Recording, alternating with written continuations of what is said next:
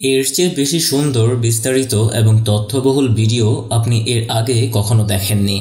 আসুন আজকে আপনাকে ভিজুয়াল প্রযুক্তি এবং আর্টিফিশিয়াল ইন্টেলিজেন্সের সাহায্যে 1400 বছর আগের জীবনে ফিরিয়ে নিয়ে যাই এবং দেখাই যে নবী মুহাম্মদ সাল্লাল্লাহু আলাইহি ওয়াসাল্লামের বাড়ি, অলিগলি এবং তিনি যে রাস্তা দিয়ে হেঁটে যেতেন তা কেমন ছিল। এই ভিডিওটি মদিনা জাদুঘরের মধ্যে সৌদি গভর্নমেন্ট মানুষকে দেখানোর জন্য তৈরি করেছেন, যা স্পষ্টতই ইন্টারনেটে পাওয়া যায় না, কারণ এটি দেখার জন্য আপনাকে টিকিট দিতে হবে।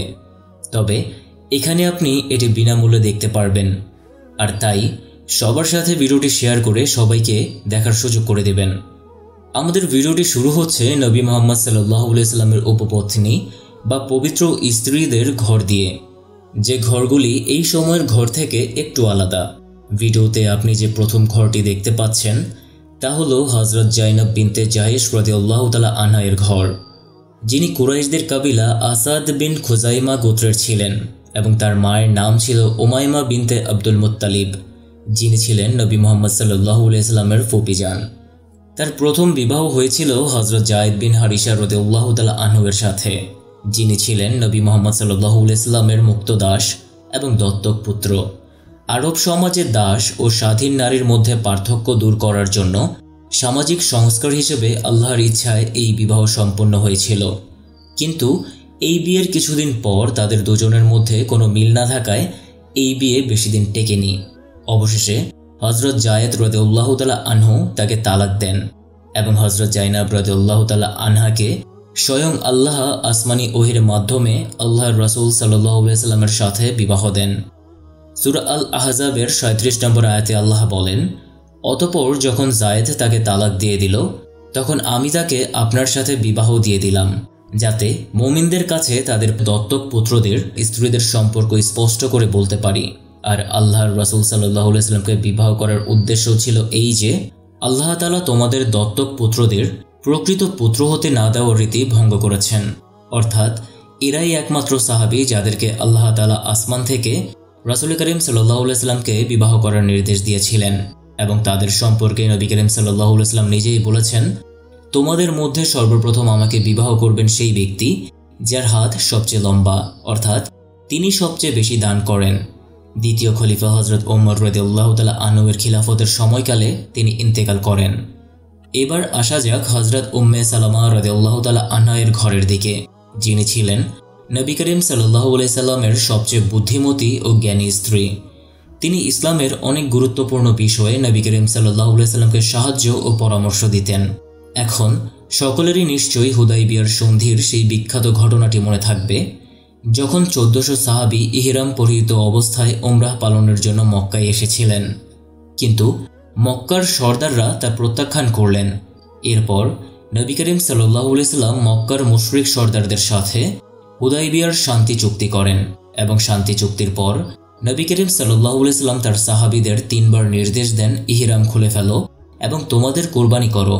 কিন্তু কেউ নবী করিম সাল্লাল্লাহু আলাইহি ওয়াসাল্লামের কথা শোনেনি। অর্থাৎ সাহাবীরা এই শান্তিতে খুব বিরক্ত হয়েছিল এবং চেয়েছিল যে নবী করিম সাল্লাল্লাহু আলাইহি ওয়াসাল্লাম তার সিদ্ধান্ত পুনর্নির্বাচন করবেন।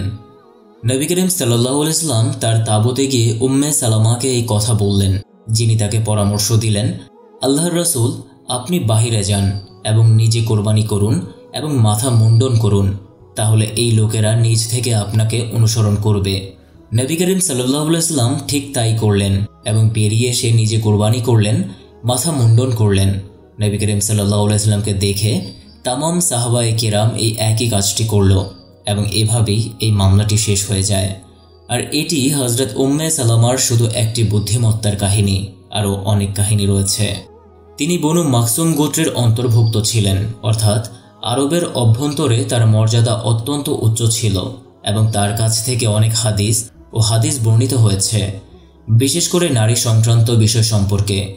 নবী করিম সাল্লাল্লাহু আলাইহি ওয়াসাল্লাম তাকে খুশি করার জন্য বৃদ্ধ বয়সে তাকে বিয়ে করেছিলেন, কারণ আল্লাহর রাসূল সাল্লাল্লাহু আলাইহি ওয়াসাল্লামের রিসালাতের প্রতি ঈমান আনার পর যখন উম্মে সালামা এবং তার স্বামী হযরত আবু সালামা মদিনায় হিজরত করতে চেয়েছিলেন, তখন তাদের গোত্র তার স্ত্রী ও সন্তানদের আলাদা করে দেয়।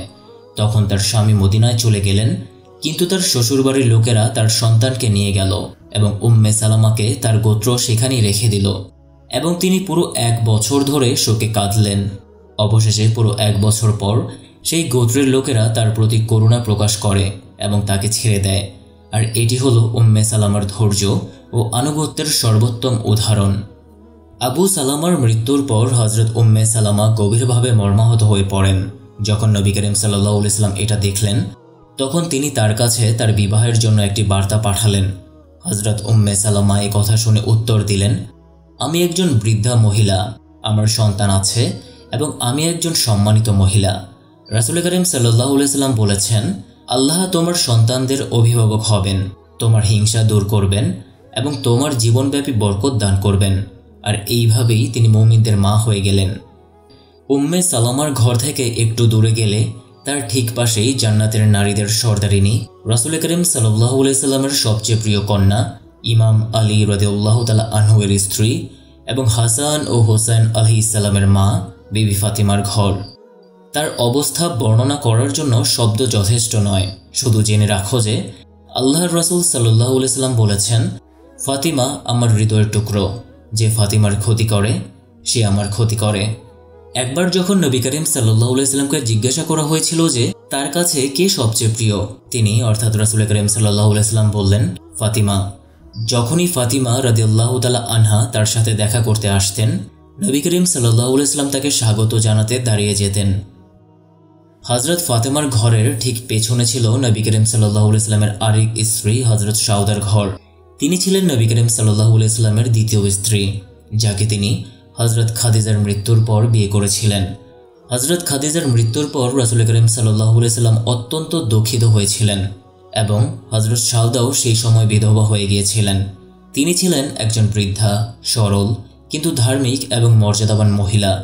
নবী করিম সাল্লাল্লাহু আলাইহি ওয়াসাল্লাম তাকে বিয়ে করেছিলেন যাতে একজন মহিলা পরিবারের দেখাশোনা করেন এবং একজন সৎ ও সম্ভ্রান্ত মহিলাকে ভরণ পোষণ করা যায়। হযরত আয়েশা রাদিয়াল্লাহু তাআলা আনহা বলেন, আমি আর কোনো মহিলাকে দেখিনি যিনি দান সদকা করার ক্ষেত্রে এবং বিনিময়ে আমাকে ক্ষমা করার ক্ষেত্রে তার চেয়ে সরল, দানশীল এবং উদার। আর আয়েশা রাদিয়াল্লাহু তাআলা আনহা এই কথাটি বলেছিলেন কারণ যখন সাউদা রাদিয়াল্লাহু তাআলা আনহা বৃদ্ধ হতে শুরু করলেন এবং আয়েশা রাদিয়াল্লাহু তাআলা আনহা নবী করিম সাল্লাল্লাহু আলাইহি ওয়াসাল্লামের কাছে আরও প্রিয় হয়ে উঠলেন, তখন সাউদা রাদিয়াল্লাহু তাআলা আনহা তার পালা আয়েশা রাদিয়াল্লাহু তাআলা আনহাকে দিলেন, যাতে তিনি কিয়ামতের দিন নবী করিম সাল্লাল্লাহু আলাইহি ওয়াসাল্লামের স্ত্রী হওয়ার সম্মান লাভ করতে পারেন। তার মৃত্যু ওমরের খেলাফতের সময় ঘটেছিল। হযরত আয়েশা রাদিয়াল্লাহু তাআলা আনহা 2210টিরও বেশি হাদিস বর্ণনা করেছেন এবং সাহাবায়ে কিরাম ও মহান ফিকহরাও তার কাছ থেকে ইলম শিক্ষা নিতে আসতেন।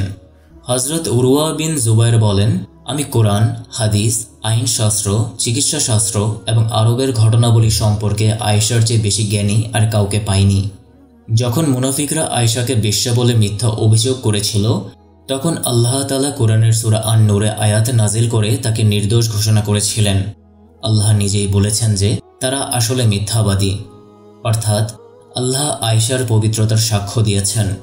নবী সাল্লাল্লাহু আলাইহি ওয়াসাল্লাম তার শেষ দিনগুলি তার প্রিয়তম স্ত্রী আয়েশার বাড়িতে কাটিয়েছিলেন এবং তার মৃত্যুর আগে তার পবিত্র মাথা তার কোলে ছিল। নবীর মিসওয়াকও তিনি তৈরি করেছিলেন, অর্থাৎ তিনি তা চিবিয়ে খেতেন, নরম করতেন এবং নবী করিম সাল্লাল্লাহু আলাইহি ওয়াসাল্লামের মুখে দিতেন। আর অন্য কোনো স্ত্রী এই মর্যাদা অর্জন করতে পারেনি। হযরত আয়েশার পাশেই ছিল হযরত হাফসার ঘর, যিনি ছিলেন দ্বিতীয় খলিফা হযরত ওমর বিন খাত্তাবের কন্যা। তার প্রথম স্বামী খুনাইস ইবনে হুযাইফা বদরের যুদ্ধে অংশগ্রহণ করেছিলেন এবং সেখানেই শহীদ হন। হযরত হাফসা রাদিয়াল্লাহু তাআলা আনহা ছিলেন সেই সব মহিলাদের মধ্যে যারা পড়তে ও লিখতে পারতেন এবং কোরআনের মুখস্থকারীদের মধ্যেও ছিলেন। তিনি তার ঘরের ভেতরে পবিত্র কোরআনের একটি লিখিত কপি নিরাপদে রেখেছিলেন। মহানবী সাল্লাল্লাহু আলাইহি ওয়াসাল্লামের মৃত্যুর পর কোরআনের সংগৃহীত কপিগুলো হযরত হাফসার কাছে রাখা হয়েছিল এবং এইভাবে তার ঘর পবিত্র কোরআন সংরক্ষণের জন্য প্রথম সরকারি গ্রন্থাগারে পরিণত হয়েছিল। এবার আসা যাক হযরত আয়েশার ঘরের দিকে, যার 360 ডিগ্রি দৃশ্য আপনি দেখতে পারবেন। 5x6 মিটার দৈর্ঘ্য ও প্রস্থে এবং 2.5 মিটার উচ্চতা, যার ভেতরে নবী করিম সাল্লাল্লাহু আলাইহি ওয়াসাল্লামের জন্য একটি বিছানা, একটি পানির জগ, একটি বাতি এবং আরও কিছু জিনিস ছিল। এই স্থানেই নবী করিম সাল্লাল্লাহু আলাইহি ওয়াসাল্লাম তার জীবনের শেষ দিনগুলি অতিবাহিত করেছিলেন এবং এখানেই তিনি ইন্তেকাল করেছিলেন। এবং আজও তাকে সেখানেই সমাহিত করা হয়েছে। আজ মহানবী সাল্লাল্লাহু আলাইহি সাল্লাম এই স্থানে উপস্থিত আছেন, কারণ নবীদের যেখানে মৃত্যু হয় সেখানেই তাদের দাফন করা হয়। হযরত আয়েশার ঘরের প্রধান দরজাটি খেজুর ও বাঁশ দিয়ে তৈরি ছিল, অন্যদিকে ঘরটি মাটি ও পাথর দিয়ে তৈরি ছিল এবং এর ছাদটি খেজুর গাছের ডাল, পশম এবং চামড়া দিয়ে ঢাকা ছিল। হযরত আয়েশার ঘরের সাথে সংযুক্ত একটি দরজা ছিল মসজিদে নববীর দরজা, এবং আপনি যে দরজাটি দেখছেন তা হলো সেই দরজা যা নবীর ঘরে প্রবেশ এবং বের হওয়ার জন্য ব্যবহৃত হয়। আসেন এখন আমরা এই দরজা দিয়ে ভিতরে প্রবেশ করি। আর এটা হচ্ছে 1400 বছর আগে মসজিদে নববীর মানচিত্র। 11তম হিজরিতে নবী করিম সাল্লাল্লাহু আলাইহি সাল্লাম এর মৃত্যুর পর যখন আবু বকর রাদিয়াল্লাহু তাআলা আনহু এর মৃত্যু হয়, যেহেতু তিনি পিতা এবং মাহরাম ছিলেন, তাই আয়েশা রাদিয়াল্লাহু তাআলা আনহা পর্দা ছাড়াই ঘরে প্রবেশ করতে পারতেন। তবে যখন হযরত ওমর রাদিয়াল্লাহু তাআলা আনহু ইন্তেকাল করেন, যেহেতু তিনি মাহরাম ছিলেন না, তাই দুটি কবরের মাঝখানে একটি পর্দা স্থাপন করা হয়েছিল এবং সেগুলোকে আলাদা করা হয়েছিল। যেমন আপনি দেখতে পাচ্ছেন, এটি নবী করিম সাল্লাল্লাহু আলাইহি সাল্লামের পবিত্র কবর এবং এটি আয়েশার পিতা আবু বকর সিদ্দিকী এবং খলিফা ওমর রাদিয়াল্লাহু তাআলা আনহু এর কবর। এখন মহানবী সাল্লাল্লাহু আলাইহি সাল্লামের কবর পৃথক করার উদ্দেশ্য ছিল যাতে লোকেরা মহানবী সাল্লাল্লাহু আলাইহি সাল্লামের কবর জিয়ারত করতে পারে এবং এখানে এসে সালাম জানাতে পারে। আর আমি আপনাকে বলি যে এই কক্ষের ভেতরে একটি চতুর্থ কবর রয়েছে, যা হযরত ঈসা আলাইহিস সালামের জন্য তৈরি, যিনি ফিরে আসার পর এই স্থানে সমাহিত হবেন। 92 হিজরিতে ওয়ালিদ বিন আব্দুল মালিক মসজিদে নববী সম্প্রসারণ করেন। তখন হযরত আয়েশার কক্ষকেও অন্তর্ভুক্ত করা হয় যাতে লোকেরা সহজেই নবীর কবর জিয়ারত করতে পারেন। এই সময় কক্ষের চারপাশে একটি প্রাচীর তৈরি করা হয়েছিল এবং এই প্রাচীরটি 5 কোণা বিশিষ্ট একটি প্রাচীরে পরিণত করা হয়েছিল যাতে কেউ এসে কবরের দিকে সিজদা করতে না পারে। এখন এর অর্থ হলো ওই সময়েও কবর পূজারী মুসলমান ছিলেন, যাদের বাধা দেওয়ার জন্য এই প্রাচীর তৈরি করা হয়েছিল। এরপর বহু শতাব্দী ধরে আসা রাজারা পবিত্র সমাধি রক্ষার জন্য বেশ কয়েকটি দেয়াল, পর্দা এবং কাঠ ও পাথরের দেয়াল নির্মাণ করেছিলেন। লক্ষ্য ছিল মানুষকে যে কোনো ধরনের বহু ঈশ্বরবাদী কার্যকলাপ থেকে বিরত রাখা, এই সমাধিগুলোর পরিচয় সংরক্ষণ করা এবং সমাধিগুলিকে দেবতাতে পরিণত করা থেকে বিরত রাখা। এবং এই কারণে বাইরের তীর্থযাত্রীদের জন্য বাইরে থেকে সালাম এর অনুমতি দেওয়া হয়েছিল। 654 হিজরি বা 1254 খ্রিস্টাব্দে মসজিদের নববীর ভেতরে আগুন লেগে ছাদ এবং কিছু ঘর ধ্বংস হয়ে যায়। মুসলমানরা এর জন্য উদারভাবে অর্থ দান করেছিলেন এবং মসজিদের নববী পুনর্নির্মাণ করা হয়েছিল।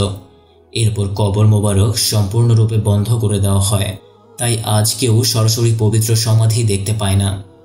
ওসমানীয় সাম্রাজ্যের সুলতান প্রথম আব্দুল মজিদ মসজিদটিকে সুন্দর মার্বেল পাথর, একটি সবুজ গম্বুজ এবং খোদাই নকশা করে সজ্জিত করেছিলেন।